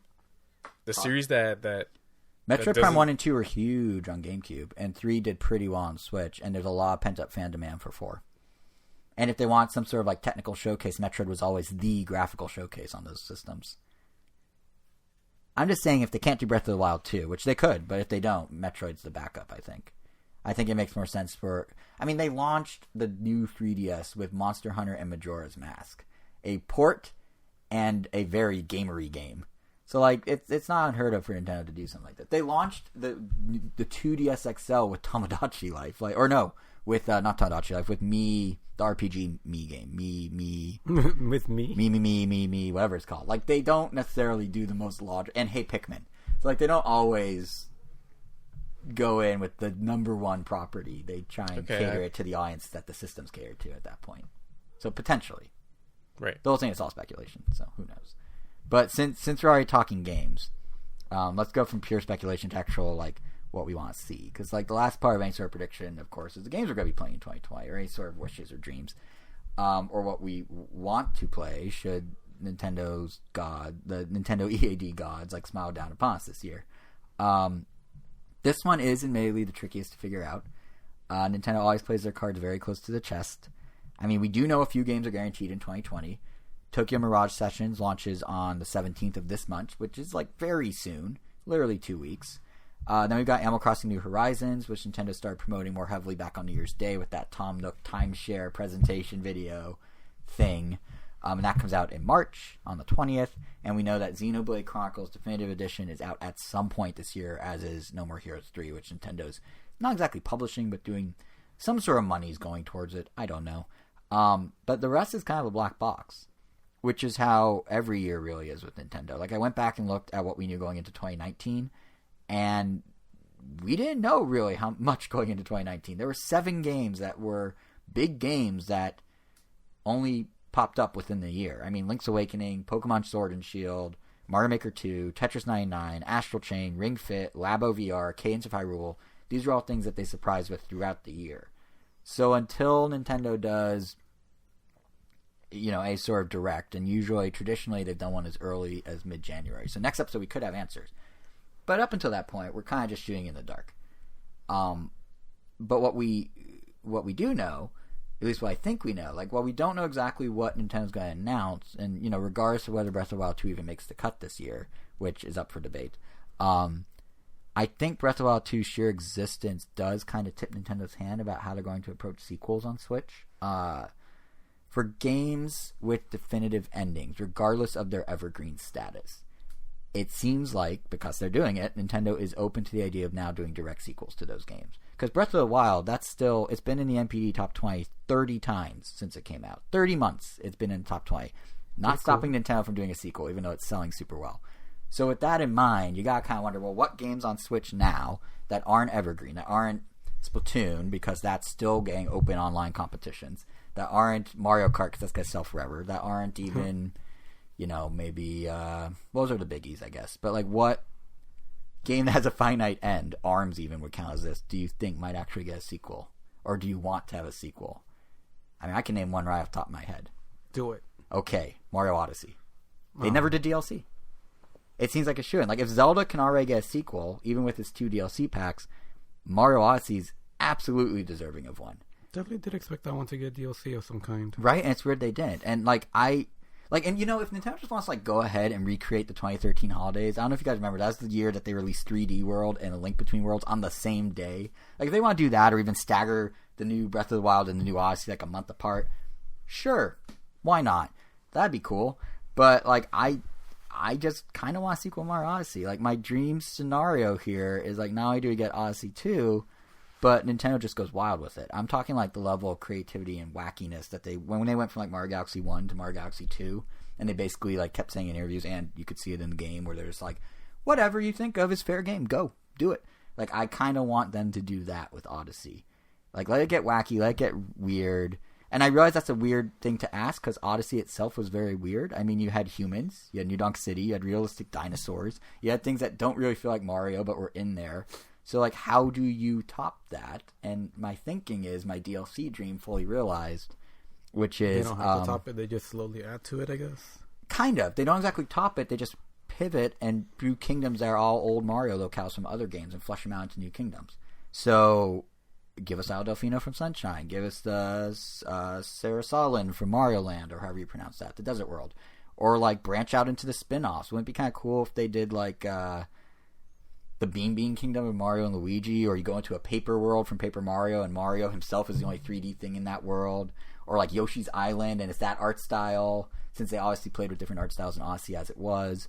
Or, here's a real random one, a Pinball Land from Mario Pinball Land. And have all the the same way that they did Soda stuff. Oh, you're pushing it now. Fine, I'll walk that one back. No, but I totally get your point. Yeah, they could do an Odyssey through Mario's history, and that would be kind of a weird way to riff on. Yeah, or if they want to, we were talking before about Nintendo. This is the year of Nintendo's IP ambitions, in my opinion. So what if have one of the kingdoms be Dreamland, or have it be a mountainous snowy world, and look, the ice climbers appear briefly, or have it be Inkopolis as the new Donk equivalent, or I feel like they don't like to cross the streams that much, though. I thought that too until they put Link in Mario Maker. And then I was well, if you can insert other Nintendo franchises into Well, Mario. I think Theoretically, that was specifically more like as a testing ground for like a full-fledged Zelda maker. Probably, but I'm just so maybe they stick it to just Mario's legacy. Yeah. But like I feel like that'd be cool, and that's something that it's pretty. If they need to pump out a game fast, it's pretty easy because they have the engine of Odyssey, they have the original designs of the early games, and it's kind of marry them, and they can get that out, this holiday theoretically, and it would be super cool for like fan service. Be fan service the game essentially. So I mean that's just one thing I thought. I don't know if there's any games you guys would want to see. I'm willing to bet we get Bayonetta 3 finally this year. Yeah, I think you're right. Platinum did tease a big news this year, and I suspect that includes a Bayonetta release date. Because I know they have that. I don't know if Yako Taro has announced what he's working on. But Platinum did announce a new game at the Game Awards, if I'm not mistaken. Did they? They had Yeah. Maybe. I don't remember what it was, but they do have apparently a lot of plans. They do want to get Wonderful 101 on a modern system in some way. They are pitching it to different development studios or different publishers, I should say. Babylon's Fall. Oh, that's right. Yeah. But yeah, and the publishers were all like, it didn't sell well on Wii U, but I could see like... It was on Wii U, though. Exactly. So I could see like a Switch version of Wonderful 101 showing up. Or like... And that's actually kind of thing is like... I don't think it just has to be games that are sequels. Can't they just to look Switch at the games that originals have been ported to the Switch and from the see how Wii well U? they do? And see how, like Donkey Kong? And I bet you... Actually, Donkey Kong's a good one. I bet you Donkey Kong sold like... I don't know. I think it was last I looked like over 2 million copies on Switch, which is more than it sold on Wii U, and that was like within the first 6 months of its release or the year of its release. Like I bet you Nintendo's looking at Donkey Kong. They're looking at like Kirby's Star Allies and its sales of like 2.5 million or whatever. I think that's as of March this year, 2019. But I think Nintendo's probably looking at all those and being like, those are some easy sequels we can do. Maybe not all for 2020, but like. Actually, Kirby, it's his time. It is his time in 2020 because he had 2 years ago a mainline entry in the series. In 2019, he had a free-to-play spin-off based on a mini-game that then turned into a full game, which was Super Kirby Clash, and that's gone on to sell 4 million copies. Actually, the game did well enough that Nintendo invested money and time in a full 3-minute song about the game with lyrics. It's supposedly a motivational song. We'll link to it on the blog post. It's pretty special. It has powerful lyrics such as, underneath the big green tree, that's where we'll gather, you and me, where the fruits are hanging on the tree. It's go. So it's not even proper English, but there's 3 minutes of that. But it's definitely sexual. It certainly could be. But yeah, like, Nintendo's at the point now in the Kirby cycle, which is like the Sonic cycle, but not as depressing, where they should be up to the experimental Kirby game. And this is it? Maybe they just do a game about weird Kirby songs. But no, I'm thinking like something along the lines of, and obviously not, but some sort of like in the vein of Canvas Curse or Mass Attack or Tilt and Tumble, where they just put Kirby in some new scenario. This would be the year that, if they follow their routine, that we would get that theoretically. And you were mentioning Donkey Kong, a new Tropical Freeze sequel would be cool. I think it's only more time, but that would be. I mean, I would never say no to it. Right. Well, good news, you do have more time. If they have Retro do it, besides the fact that they're making Metroid Prime 4, it just came out the other day that the lead designer of Tropical Freeze, who left Retro 2 years ago and actually worked on Super Lucky's Tale. I had no idea they had some of the DK people at Super Lucky's Tale. Anyway, he came back to Retro as a principal game designer just recently. So if they are doing Donkey Kong, it's not going to be a 2020, you're right. But it would presumably be from the same visionary mind as Tropical Freeze, at least on some level. Bring back the Kremlings, that's all we need. Everything else is pretty down pat. And that just seems like an easy seller. Yeah. What's the opposite of tropical? Desert? Desert? Yeah, nah. Like desert sweat? Volcanic. I don't know. Ashen. Well, tropical implies that it's very rich in nutrients and you could grow a bunch of different types of like vegetation. So you're arid? So you're saying a post-apocalyptic Donkey Kong country where everything's just like after a arid fallout? Burn? I don't know. I'd play the hell out of that game. That actually sounds kind of amazing. If it's like a Fallout type of world, but it's Donkey Kong. Just don't focus on vehicle customization. Many have gone down that road. You mean don't do nuts and bolts? Yeah. Yeah. People love that game. People really love, nuts and bolts. Yeah, I feel like a lot of people. Game. I feel like a lot. Oh, it's a cult game because I feel like a lot of people aren't into the fact that it was not Banjo-Kazooie in the real sense. Do you guys think we're going to see a Banjo-Kazooie this year? No. You think Microsoft's not going to capitalize? They're not touching. I don't think they care. I think that was it. They're working on Sea of Thieves, and they just announced something else during. I don't mean from Rare. I just mean in general. In general, because the Rare guys aren't the guys. The Sea of Thieves Rare guys are not the Banjo-Kazooie Rare guys. The Banjo-Kazooie Rare guys are the ukulele guys. Playtonic. Yeah, but Playtonic obviously is not going to make a Banjo-Kazooie unless game. Microsoft hands them the keys, which they aren't. After ukulele? So Impossible Lair, which is the spin-off, is actually supposedly pretty good. And there's a rumor, which was quickly denounced, so I'm not saying they're doing it, that Microsoft was coordinating with them to do a Banjo-Kazooie, and then Playtonic had to issue a statement on Twitter like, listen guys, we'd love to, but that is not at all happening. But... yeah, but my point is, like, Rare doesn't have to make it because Rare is not what Rare was. Like, just putting Rare on it is kind of meaningless. It's almost like what's happening with Retro, where, like, the Metroid Prime team of Retro isn't the Retro that's making isn't the Retro that's making Metroid Prime 4. It isn't Metro Exodus either. But, yeah, I don't know. Like, I guess I could see them just kind of leaving it as is. You had an interesting idea, Angel, that you mentioned off the show at some point about bringing back NES Remix. That could be an easy win for Nintendo. Those are fun games. They really should be brought back. And just like as an app that just constantly gets updated with new remixes and new challenges. So basically Tetris 99, where they start small, just Tetris 99 out. That would be great. They do need something in 2020. And then do like a SNES remix. And if they really want to go crazy, N64 remix. But I don't think that would That's not going to happen. Yeah. But no, it... actually, yeah, they do need to fill the whole... GBA remix? Oh, yeah. GBA remix. Okay, cool. But yeah, they do need to fill the hole of Tetris 99 because they had this game that basically was the closest they've had to a games of service that lasted most of 2019, and they kind of needed to do something. I mean, I don't need to, but they wanted to fill that void. NES Remix feels like the shoe-in. That'd be kind of cool. Any other franchises you guys are dying to see? I want like a full reveal of Shin Megami Tensei 5 already. It's supposed to be... Is it supposed to be out this year, or are they supposed to be announcing it this year? I mean, they announced it. It's been announced, yeah. But... So it should be out this year. Oh, man, I don't know about that. No way, they haven't showed anything of that game. They showed, like, a title that was just plain text. So not even, like, a logo, just a title. Literally a title. Like, during the Switch reveal, they showed that little trailer. Yeah. But, oh, man. It's going to be forever until we find out. It'd be nice to get, like, a proper entry in the Ace Attorney series on the Switch. That seems like it's a matter of time. It is a matter of time, but... Yeah. I mean, we did get pretty much everything ported to the Switch, except... Hollow Justice and 5 and 6, but just want it now. I kind of want weird Nintendo back.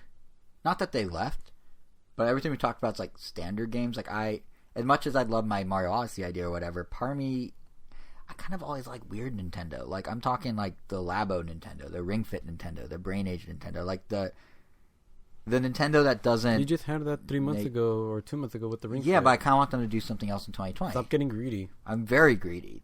But no, like Give theoretically... them time to charge their weirdness. Theoretically, that's true. They do need a recharge. And theoretically, we do know Brain Age should be coming. I mean, for folks in Japan and Europe, it's already out. But here in the States, somehow it's not even announced, which is very strange. Like, it's been out... It came out this week everywhere else in the world but the U.S., the new Brain Age. And, it's weird because, like, over in Europe, like, Nintendo's doing actually pretty smart marketing. They're combining the marketing for Ring Fit and Brain Age being, like, exercise your mind and your body with the Switch, with these two games. And it seems like such a missed opportunity here for them to do the exact same thing for New Year's resolutions, and yet silence. And, like, I'm sure we're eventually going to get Brain Age, but there's a part of me that's a smidge, like, very, very small part of me, a smidge worried that, like, for one reason or another, NOA just isn't into the weirdness right now. Like, Labo VR didn't do that hot. Ring Fit... massive potential for success. They know it's a slow burn. They've been doing the Molitor and stuff. But, like, in Japan, it was right out of the gate doing super well. And here, they're kind of like, it's not catching on. So I do wonder if, like... I do wonder if they're partially just like, well, let's cool it for a bit and kind of regroup and do the next step. And that's why I don't have Brain Age. And I hope that's not the case. Like, I don't want the only weird thing for Switch to be the fact that, like, other companies are using Labo. Like, Grid Autosport, of all games, is using the Labo wheel in an update coming this year, which is super random. Like 2 years after the kit, like the kit blew up. Variety Kit did great when it first came out and has been basically dead for 2 years. And then Namco is just like, hey, what if like you could steer with cardboard in our simulator. So, I mean, maybe they're also adding local. Who publishes the Grid? Namco Bandai, Bandai Namco. And I mean, it is smart for them to do that in a way, because like a lot of people have the wheel. There's a million of them out there, and it only worked with Mario Kart and like kind of arcadey stuff. So for them to be like, hey, if you still have that wheel, bust it out. Here's like a different type of racing experience. Sure, why not? Might as well. And they're adding local multiplayer, so it kind of like fits. You didn't pick yourself up one of them steering wheels? I have the variety kit. No, not the Hori one. Yeah, the Hori one. Are you gonna get the Hori one? The Mario Kart wheel? I don't think so. I've heard it's actually pretty decent. I mean, it looks cool. Have you seen it? I want it. Yeah, I have. I want it, but I don't know just if I'll use get it. the Ring Fit ring. That's actually not a bad idea. It could be like a bus. You're driving a bus. Yeah. Oh, do you remember? Wasn't there a bus? You can't press any of the buttons though, because it's like so far in though. I have a new. I'm thinking of 18-wheeler. Okay, I have a new game idea. Okay. Oh boy. I want this in 2020. Here we go. Ring Fit Ring is your steering wheel, and you're controlling a bus, and it is a slow motion Crazy Taxi. Essentially, you're just driving a bus, and it's Crazy Taxi, but it's a whole bus of people, and you go bus stop to bus stop, and it will sell approximately one copy to me only because I came up with it, and I won't get any credit, and I'll buy And you're only gonna play 10 minutes of it. Probably more like 20, just because it was my idea. No, you probably won't even open it. I've opened every game. I've turned on every game. How dare you? How dare you, I sir? think this is the year that you're going to start slipping. Nope. Some games are going to fall through the cracks. Definitely this not. year. Definitely not. You're going to start getting busier. Definitely not. Definitely not. Life is going to catch up to Nope. you. Nope. Yep. Nope. It's Definitely not. I do want it's a sad truth. It's a sad truth. I do want to clarify that like I don't That's eventually gonna catch up to all of us. and then we die. And then we die. And that is this episode. No, but I do want to say like before I get like give the idea I'm like, oh, Nintendo's not weird anymore. I'm sure they're still gonna be weird. I just want them to get weirder faster. Like I just saw I think it was on Go Nintendo, Tamagotchi Life, you know, the me like neighborhood game essentially. Somehow was #1 on the eShop this week on the 3DS. I want that to get a remake or sequel on Switch. I want all that weirdness in HD. I want all that weirdness but weirder. Like I want that sort of weird Nintendo. So we'll see if it happens. I don't know. But I think I don't know. Like is there I guess I kind of already asked you guys if there's a franchise you want, but I just want an excuse to say I want F-Zero. So I'm just going to say it. I want F-Zero. Well, I completely forgot about F-Zero. I know. It's so if there's one game, fine. If there's like a Hail Mary prediction, you can I used to really want F-Zero. Now I'm just like I think it's just been so long that I'm just over wanting it. I just keep giving me the Smash Bros. Characters. I don't really care what other games come out. And we'll be good. Like, it's, I don't know, like, I mean, there's a lot of games that'd be cool. Like, I kind of want Pikmin 4, I kind of want WarioWare, but, like, I don't know. With F-Zero, just sort of, like, GX was very good. GP Legend on Game Boy. GX, be done with it. Or even, I'll like, be happy with that. Even, like, just recreate GP Legend inside the GX Because I'm pretty sure engine, if they make a I'm new fine with. F-Zero, it's going to be nowhere near as fully fledged out. I don't think that's true anymore. GX. I don't think that's true. Really? I think in the Wii U era... I think if anything, it's going to be worse. It's going to be so piecemeal. Nope. And so separated out. So I think that would have been true for the Nintendo of the Wii era and the Wii U era because they would have casualized it. Mario Kart doesn't even have... Mario Kart 8 Deluxe doesn't even have half the content GX has. Mario Kart never has much content as GX. That's not at all a fair comparison. I think... well, I think so, because in the beginning, F-Zero games were extremely tiny. Like Not from the N64 up. They had a track editor on N64. They actually took it back out for GX. Then they had a story mode in its place. And then the story mode lived on in GP Legend. And it was that weird... Remember there was the anime for a minute? Yeah. Yeah, so they made a game based on the anime, and the story mode was that story. But then the anime bombed, and the game didn't sell, and then that was the end of that, and they've never made an F-Zero since. Oh, so it's the anime. But, like, it's the anime's fault. Well, GX underperformed, too, to be fair. Even though it was amazing. Amusement Vision did a great job. But, like, I think we are past the point where Nintendo would like, half-ass it. I think if Nintendo's going to do it, they're going to go all in on it. Look at, basically, how they've treated... Look at how they've treated most of their... Well, that even wasn't. That was just not your market. That was for kids. And it was still pretty fully fledged. It was like 8 worlds, right? And it still was like a full game. Like, make it sound like they're going to like only do like what they did on Super Nintendo, where it's like, here's 6 tracks and 3 cars. Like, no, they're going to do No, man. People were clamoring for a new Star Fox game, and then Zero came out. Again, that was the Wii U era Nintendo. They don't have any weird gimmick to sell at this point. I know I was saying I want weird Nintendo. I do, Arms? just not near F-Zero. Arms is okay. Arms, yeah. But by the end, it was fully fledged, and then they just stopped it. By the end, it was what it should have been in the beginning. Yeah. Where it should have then started growing into, more characters and stuff like that. So so to your arm's point, F-Zero will be at most comparable to GX. No, I'm just saying that's just where the Switch set a really low bar. Did it? I feel like Odyssey was pretty fleshed out. Breath of the Wild was pretty fleshed out. Splatoon's pretty fleshed out. Donkey Kong was But Splatoon was on the back of what it already was. That's true. Fine. We'll do Odyssey, Zelda, Kart was on the back of something, but even that was a full thing. But they haven't really done a game like F-Zero, though, because they're all pretty different.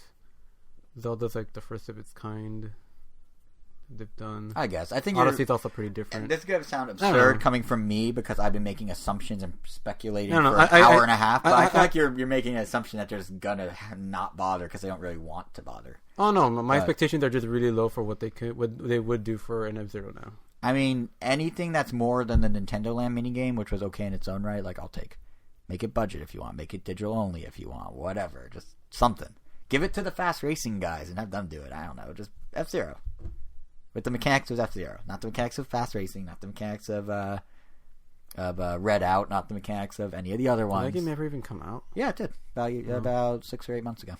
Wow. And no one noticed because it took them 2 years. Oh my gosh. Yeah. Talk about a delay. Yeah, right. So we'll see. We'll see if any of this comes true. If any of these predictions happen. If 2020 is anything like we think, or like I think, or like you want. You want weird? Give us a new WarioWare. Yeah, I'm okay with that. Not a Game & Wario, a WarioWare. Yeah, a WarioWare. Yes. Although throw in some of those mini games from Game & Wario. Oh yeah, like do them as side modes. So it took them this long to give us a WarioWare. It's very strange because the Joy-Cons are perfectly made for it. But I think 1-2 Switch was their... I think at some point WarioWare became Game & Wario, became 1-2 Switch, and they kind of left WarioWare behind. And then they sort of brought it back with WarioWare Gold on 3DS, which was a compilation. But that didn't do very well because it was a compilation and it was on a system that was dead. So I hope it doesn't scare Nintendo. It might. I don't know. We haven't seen F-Zero in, I don't know, they seem to like to scare themselves. 10 years. So yeah. Like I would be not surprised if we somehow end up with a Pilot Wings before we end up with a WarioWare. Not against Pilot Wings, just like for some reason they're gonna do something like that, or they're gonna do like out of left field, like look, it's Star Tropics, but like as a new RPG with an anime theme. It's like, what? You already have Xenoblade. Why do you need this? But Xenoblade's popular, so they're gonna try and replicate it. I don't know. I sound very bitter at the end of this, but I just want my WarioWare and my F-Zero, and that's all. So happy New Year to me. But anyway, there's no. What was I gonna say? There's no proper way to end this without doing the other tradition of our New Year's episodes, which is you playing the Jackbox games, Angel. So we've somehow fallen into this at least once before. So you have been playing Jackbox Party Pack 6, right? At least somewhat. Yeah, how is it? How's it compare? We got to test it out a little the other day. Didn't really know what to expect. I did not follow this one whatsoever. But we got to play 3 out of the 5 games, and of the 2 that we didn't play, one of them is just another murder mystery party, which, I mean, if you like trivia, I'm sure it's really good. Did they change the mini games within it, or is it basically the same? No, it's new mini games. Okay. That's pretty much what better or worse mini games? I don't know, because we didn't bother trying it. Oh, that's right, you said that. Sorry. Yeah, because we figured, I'm sure we were sure it's going to be good regardless, just because it has really tough trivia questions. The first one did, unless they actually toned it down because maybe they were too tough. I don't know, but they have the ones that we liked or really liked. Well, there were 2 of them. Mm-hmm. Dictionarium and Push the Button. The other one that we played, Role Models, that one we kind of butchered initially just because of the way we play Jackbox. What is Role Models? What do you do? Typically, when you're playing Jackbox games, most people tend to not put their actual name.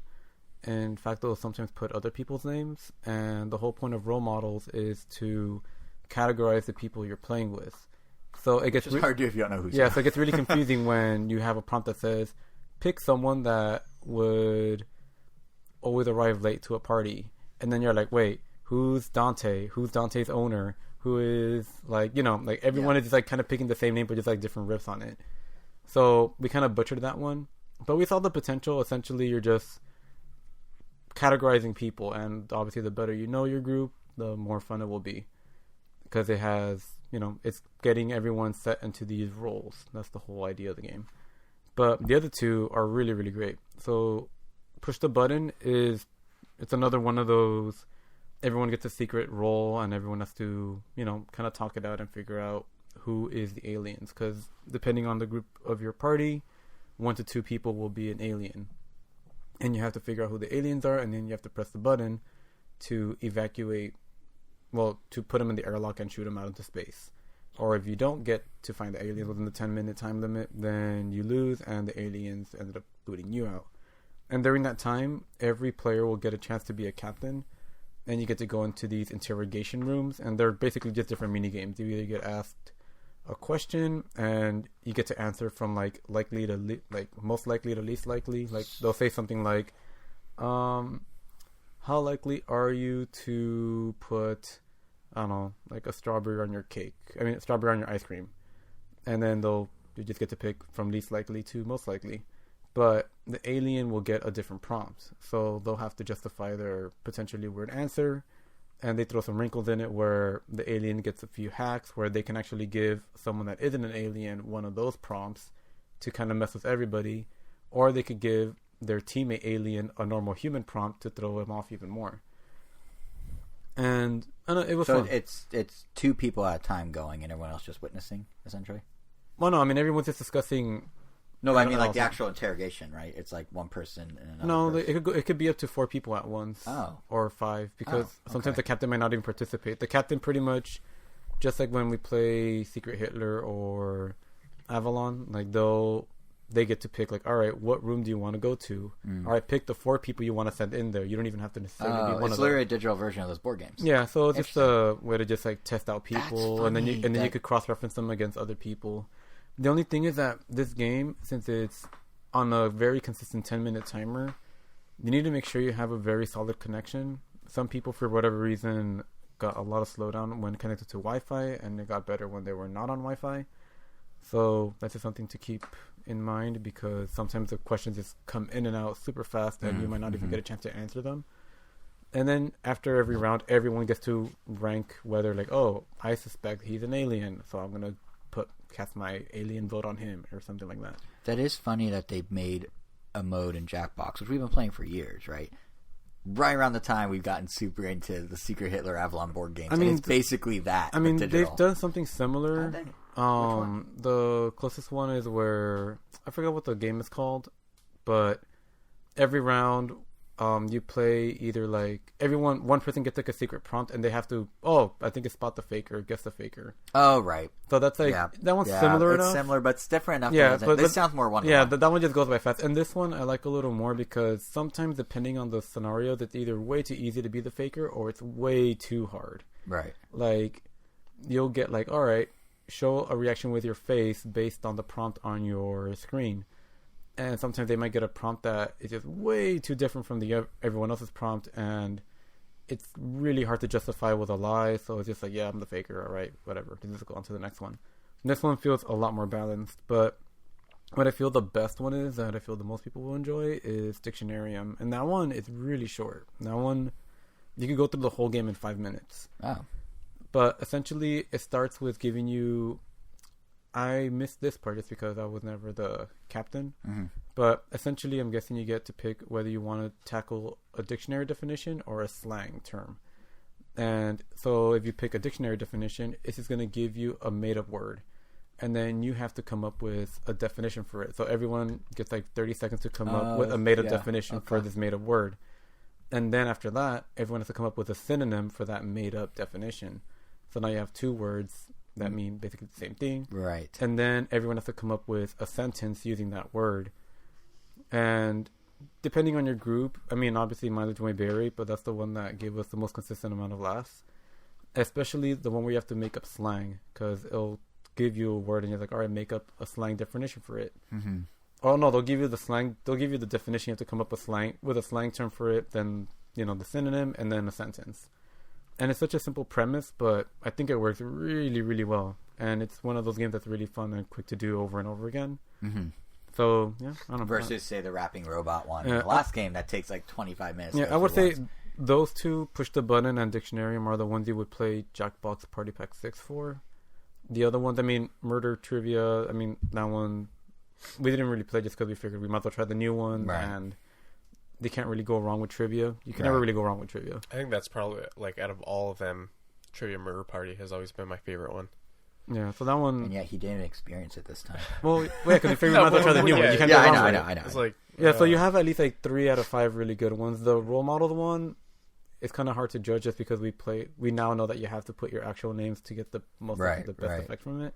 So would you say, like... There is one more that we didn't get to try. That one, I think it's called, like, the Laugh Boat. It's just about creating one-liners, and you're, like, on a cruise. So that's the rapping robot equivalent. Yeah, it's like you're on a cruise, and you're, like, on a cruise with comedians, and you're all the comedians, and you're just trying to, do the best stand-up out-joke routine. each other, and that's voted on it by everyone, I assume. Yeah, they're all... Yeah, because... If you don't know by now, most of these are usually voting based, and usually it's the funniest result that wins. So, what's the batting average for Jackbox in your mind? Like past entries, like are we talking 3 out of 5 have to be good to make it worthwhile? Because I feel like there's always when we play it, there's 2 to 3 we always really like and some we ignore. Yeah, so is this about in? Oops, I almost dropped my water. Is this about an average? It's one of the better ones. I think it's definitely better than 5, but probably not as good as 4. So is it worth 30? Ooh, probably not worth 30. But when I got it, it was on sale. It might still be on sale. Oh, for how much? It's $10 cheaper. It's just 20. It's just $20. Not bad. Apparently, it goes up to 30. It's $20.99. So for $20.99, it's very much worth it. Make sure you get it. Let me double check. It might not be on sale anymore because I looked up the price today, so I could ask you that very question, and it's at 30, unless I misread, which is very possible. But I do want. It's on sale on the PlayStation Store. Yeah, we're talking about Switch here. Well, if you have a PlayStation, then there you go. I do want to say though, like $30 everywhere else. Interesting. So maybe Sony's subsidizing it a bit. But the one thing that with Jackbox, like if you guys have never played Jackbox, anyone listening, which is still possible, even though there's 6 of them, it is super cool how they do the phone thing. Like the fact that you don't need controllers, the fact that you just go to a website, you log in with a certain code that's on the screen. It's like a 5-digit code, and then everyone. Exceeding the number of players the Switch can handle, we're talking up to like 10 in some games, can all jump in, is really cool. That's probably one of his biggest strengths, that it just supports that many people, and it always like crosses over that barrier of entry where people are like, oh, I don't really play games, oh, I'm not good at this game. Like, well, you're good at talking, so and you know words, and you know how to text, so just do that in a browser. Oh, and they make merch based on your results. Like, you have a shirt with my face on it that you drew. Yeah. Would you like to say... It's a great shirt. What? It's a great shirt. Yeah, would you like to... We could. No, we could. Okay, I was like, we could bleep it. It's not. I mean, it's a bad shirt, but it's a great shirt. I think I told you. No, it's a great shirt. That is a great shirt. Well, it's literally only bad to you because it's about me. Exactly. Which makes it great. Yes. No. No. I take that back. It's just one of Jason's favorite catchphrases. Yeah. Which I don't say on the podcast. If you ever noticed, I never say fun fact on here. No, you don't. I say interesting way too much. Like this episode, I made a conscious choice not to. But if you go listen to last episode, you can get. If you make it a drinking game, you're having at least 30 shots in about 45 minutes. Because I just say interesting. This is interesting. I said it like twice this episode. But I'm making a conscious. My New Year's resolution for 2020 is to make a conscious choice to not say interesting so much, and to meet that Waluigi costume that Super Mario Bros. Tweeted out this weekend. Oh. Speaking of which, if you want to know what I'm talking about, you can find me on Twitter at JSR7. You can find Angel on Twitter at Wero, WEIRO_O. You can find Kevin on Twitter at KVN Gomez. And you can also find Random Nintendo on Twitter at Random Nintendo, which you should do very quickly. If you're listening to this on the day it goes up, which is January 5th, you have approximately 24 hours to go win a $35 eShop gift card by going to our Twitter and retweeting the tweet with the gift card giveaway on it. Giveaway so soon? What? We've been running it for since before the new year. I thought this was a different one. No. So we're going to end it on the night of the 6th, which is tomorrow night for when this goes up. So, go enter. And if you missed it, this is why you got to follow us on Twitter. You never know when we're going to give away stuff. So do that. And you can also subscribe to us on Apple Podcasts, Google Podcasts, Spotify, Pandora, Stitcher, TuneIn, YouTube. Our channel is RandomTown.com, and the reason I'm telling you all this is because it's going to be a lot of news with Nintendo this year, a lot of games to play. We don't know half of them, 2/3 of them, 3/4 of them, but it's going to be a good year for Nintendo, and we could conceivably know some of them as soon as next episode, because my gut feeling is we're getting a direct very soon. So we'll see you next episode, whether or not there's a direct. Never been a fan of your gut. What? I've never been a fan of your gut. Well, my gut has treated me well through life and has kept me mostly healthy, so I'm a pretty big fan of it. But we'll see if it's right about this. In the meantime, though, Kevin, would would you like to give the final word for the first final word of 2020? Yeah, don't talk to strangers.